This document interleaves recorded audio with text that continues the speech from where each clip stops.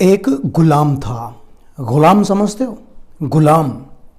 उसकी मौत की कहानी को इतिहासकारों ने इस प्रकार से प्रदर्शित किया, इस तरीके से बताया है कि उसकी मौत एक हादसा लगे, लेकिन सच ये नहीं है। हाँ, पहले गुलाम के बारे में समझ लेते हैं। ये गुलाम कौन है? ये गुलाम है कुतुबुद्दीन ऐबक। मैं तो इसे ऐमक ही कहूंगा, कुतुबुद्दीन ऐमक।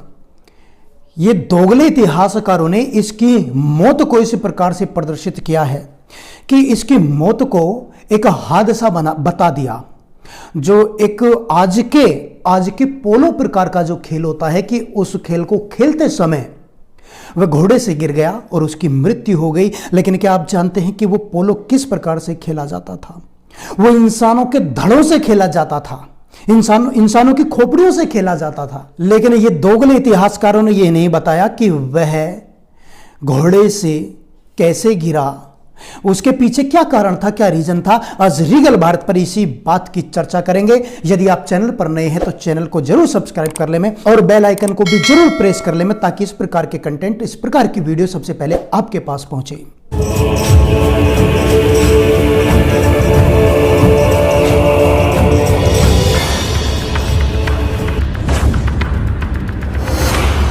देखिए, इतिहास की ज्यादा परतें खोलने की जरूरत नहीं है। हम सीधी सीधी कुतुबुद्दीन ऐबक की मौत के बारे में बात करेंगे। देखिए, इस दुष्ट ने, इस मलेच्छ ने उदयपुर में जब कोहराम मचाया, अनेक हिंदुओं को इसने मौत के घाट उतारा, तो यहां से ये बहुत अकूत संपत्ति लूट करके लाहौर लेकर के गया और यहां से उदयपुर से कुंवर करण सिंह को भी ये कैद करके अपने साथ लेकर के गया था। कुंवर करण सिंह का एक घोड़ा था जिसका नाम था सुब्रक।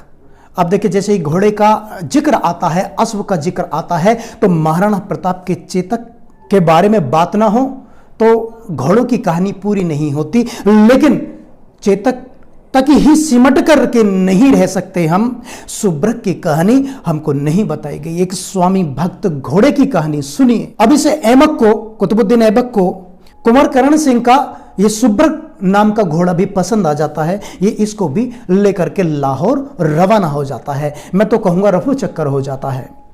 अब यहां पर कुंवर करण सिंह ने कैद से छूटने का प्रयास किया। ये पकड़े जाते हैं तो इस झुंझलाहट में इस ऐमक ने, इस कुतुबुद्दीन ऐबक ने इन्हें सजाए मौत की सजा सुनाई और लाहौर के जन्नत बाग में इन्हें मौत की सजा दी जानी थी। अगले दिन सभी वहां एकत्रित हुए। अब यह कुतुबुद्दीन ऐबक सुब्रक पर ही सवार होकर के अपने सैन्य दल के साथ में जन्नत बाग, लाहौर के जन्नत बाग में पहुंचता है। अब यहां जैसे ही कुंवर करण सिंह की बेड़ियां उनके सर को धड़ से कलम करने के लिए, अलग करने के लिए खोली जाती हैं ताकि उसका पोलो खेली जा सके उनके सिर से, तो यहां स्वामी भक्त सुब्रक पर रहा नहीं जाता है। उसकी आंखों से टप टप आंसू टपकने लगते हैं। आप समझ रहे हैं, एक पशु, उसकी स्वामी भक्ति देखिए, अपने मालिक को इस दशा में देख करके वह रोने लगता है। उसकी आंखों से आंसू टपकने लगते हैं। वह बिजली की गति से उस कुतुबुद्दीन ऐमक को अपने ऊपर से नीचे गिराता है और बड़ी हवा के वेग से, बिजली की गति से, द्रुत गति से अपने अगले दोनों मजबूत पैरों से उसके सीने पर कई बार वार करता है, उछल उछल करे। उसके प्राण पखेरु कुतुबुद्दीन ऐबक के वहीं उड़ जाते हैं, वह वहीं मर जाता है। और इस अफरा तफरी का लाभ उठा करके कुंवर करण सिंह सुब्रक पर चढ़ करके वहां से रवाना हो जाते हैं और सुब्रक ने वो बिजली की गति से बात की, लाहौर से उदयपुर तक एक सांस में कुंवर करण सिंह को लेकर आता है। जब कुंवर करण सिंह घोड़े से उतर के अपने अश्व को प्रेम प्रकट करते हैं, जब उसके माथे पर हाथ फेरते हैं, उसके ऊपर हाथ फेरते हैं, तो वो पाते हैं कि वह तो एक प्रतिमा बना खड़ा है। जैसे ही उस पर हाथ फेरते हैं तो वह मूर्ति स्वरूप स्वामी भक्त सुब्रक अश्व जमीन पर धराशायी हो जाता है। अपने मालिक को उदयपुर में ला करके अपने प्राण न्योछावर कर देता है। लेकिन कुछ इतिहासकारों ने अपने फूफाओं का इतिहास इस प्रकार से बताया, इन अपने नाजायज बापों का, मैं तो यही कहूंगा, जिन गुस्सा आता है कि भारत का इतिहास लिख रहे हैं, भारत के पक्ष में नहीं लिखा गया। अब जब निष्पक्षता की बात की जाती है तो निष्पक्ष भी नहीं लिखा गया। भारत के एक पक्ष के इतिहासकारों की उन किताबों में मिलता है जो उन्होंने लिखी है, लेकिन फारसी की अनेक प्राचीन पुस्तकों में कुतुबुद्दीन ऐबक की मृत्यु का वर्णन इसी प्रकार से है। हां, बताने का तरीका हमारा हो सकता है, लेकिन वास्तविकता यही है।